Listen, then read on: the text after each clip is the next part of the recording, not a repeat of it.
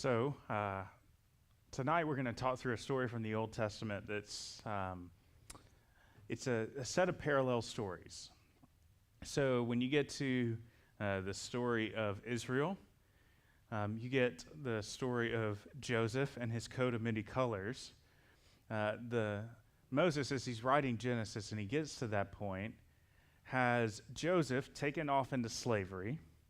And then you have Judah, who leaves his family and goes off to live kind of his own way. And those two stories are held in contrast with one another intentionally. What you see is Judah, who goes off, starts to become a man who is known for being wicked and immoral, to where even people in his life who are close to him have to play on his worst attributes in order to get what they need from him. The other story with Joseph is a story that we get that actually talks a lot about what we talked about this Sunday previously. How God's timing is, he is timely, he's impactful, he's generous in how he reveals things to us as he shows us the plans of his that are unfolding. And Joseph is a clear example of that. So we're just going to read a small portion of Joseph's story. This is picking up right after Joseph has been sold into slavery. He's taken into Potiphar's house. Potiphar's wife tries to seduce Joseph multiple times, and he keeps resisting. And then finally, she makes this plan where she has everybody out of the house so that she will finally get him, have no option. He leaves his coat, flees out, runs away from her. And it says she put Joseph's garment beside her until his master came home, her husband. And then she told him the same story. The Hebrew slave you brought to us came to make a fool of me. But when I screamed for help, he left his garment beside me and ran outside. And when his master heard the story, his wife told him, "These are things your slave did to me." He was furious and had him thrown into prison, where the king's prisoners were confined. So Joseph was there in prison. But the Lord was with Joseph and extended kindness to him. He granted him favor with the prison warden. The warden put all the prisoners who were in the prison under Joseph's authority, and he was responsible for everything that was done there. The warden did not bother with anything under Joseph's authority because the Lord was with him, and the Lord made everything that he did successful. What I want us to see tonight is this: that for those who walk according to God's ways, they can know that they are walking in unison with their God's plans. Here's what I mean by this. In no point in the story does Joseph get all of the steps of what's going to happen to him explained to him. At no point in Joseph's story is there some really great divine revelation that says this is exactly why you are in prison. This is exactly why you were sold into slavery. This is exactly why X, Y, or Z. The thing that contrasts Joseph with Judah is Joseph, despite his circumstances, seems to choose to trust God's ways and walk in them. He, in this moment where it seems like there probably wouldn't have been many repercussions for him to abandon principle, to give in to the Potiphar's wife, when he resists that, chooses to still walk according to his God's ways, it actually doesn't lead to short-term blessing for Joseph. It actually leads to him, instead of being falsely accused and imprisoned for what he did. The story of Joseph is not one where you see the right man doing the right things and getting treated rightly. Instead, what you see is the right man doing things his God's way and having his Lord with him through it all. That's why even the prison warden releases all things ultimately under Joseph's command. It says he doesn't even pay attention to them. He didn't consider them. They were off of his mind, something he just never even had to think about because he saw that the Lord was with Joseph.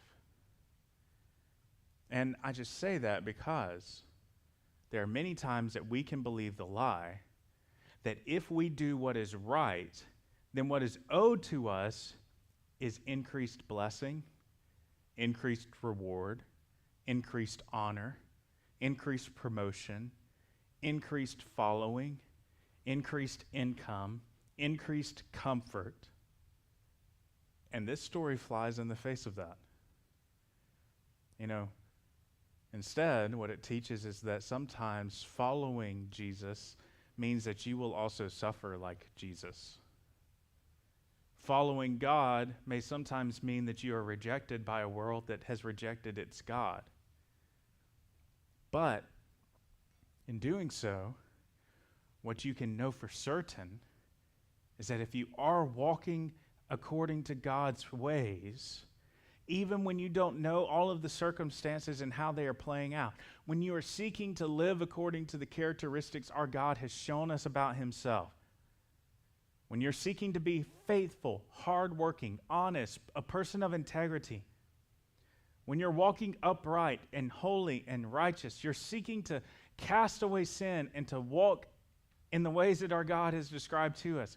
When you're seeking to draw near to him, when you're praying and asking him to be with you, to guide you, to teach you, to give you wisdom, it doesn't matter what's going on in your life, but you can know that you're walking in unison with his ways. Now, there's a lot of ways in which we are sometimes suffering because we are not walking according to God's ways, and we may not know it. Has there ever been a time that you are living one way, doing one thing, and you didn't really know how that was a problem until somebody came along and corrected you and offered you, hey, this is actually very contrary to what God teaches? That's important for us as Christians, to have people in our lives who speak to us like that, to listen to God's word, to have the Spirit. Because there are times that we are suffering, and it's not because we're doing things the right way and the world is rejecting us on behalf of God. Sometimes we are doing things the wrong way, in such a wrong way that even the world knows it's wrong and they reject us for it. Paul wrote to the church in Corinth about that in 1 Corinthians. It says that you tolerate sins among yourself that even the Gentiles don't tolerate. I think there's a couple of things from this story that are important for us. One, if you don't know about the men's group that meets on Wednesday nights, one of the things that stands out in this passage is how Joseph was an excellent display, an excellent witness for his God in whatever role he was called into. You see Joseph in this story, he's actually not celebrated for being like a minister. He's celebrated for being a overseer of a house and then acting as a warden of a prison. And then later, it's going to be as an administrator running the logistical needs of a country preparing for a famine. Like, that's where he becomes this exalted figure. That's where it says that they see the Lord was with him and they give things over to him. And so I just want to mention that because, men, part of the conversation we're having on Wednesday night, I want to invite y'all to it if you're not coming to it, is talking about how does faith and work intersect? How do these things connect in a way that's, it's certainly not just, putting your name and in Christ at the end of your emails. It's more than that. How does it impact your quality of your work? How does it impact the way in which you interact with your coworkers? How does it impact all aspects of where God has called you and placed you to make it a significant place where you can seek to walk according to God's ways, and the people around you say, I know that his God is with him. That's an important thing for us to see. I think it's also important for us to see how Joseph didn't need to know all of the next steps that his God was going to bring about in order to know that he was walking with his God. He didn't need to know the destination in order to know that God has says, this is how man ought to live. And so I will live that way. And whatever happens, I will trust him with it. I don't think that any of us have been thrown into a well and sold into slavery, or thrown into prison unjustly and left there to rot because of doing what God has shown us. I mean, if someone has in here, like, that's a really interesting story, and I want to hear that. But I don't think we have. Like, most of us feel hesitation to be truly obedient and faithful, even when it's just someone disagrees with us and dislikes what we're going to say. Sometimes we're hesitant to be faithful and obedient when we know the sacrifice that giving up a certain sin is going to require of us. And we choose these things, the approval of others, the comfort and pleasures of our sin. And what I can say about Joseph is that when he chose to walk with his God, he had comfort even when he was in prison for years. Like, we read through the story, and it takes you like 2 minutes to read, and you're over and done with. Joseph sat in prison for years and years and years. I'm sure there were plenty of times that he probably thought, my God's abandoned me.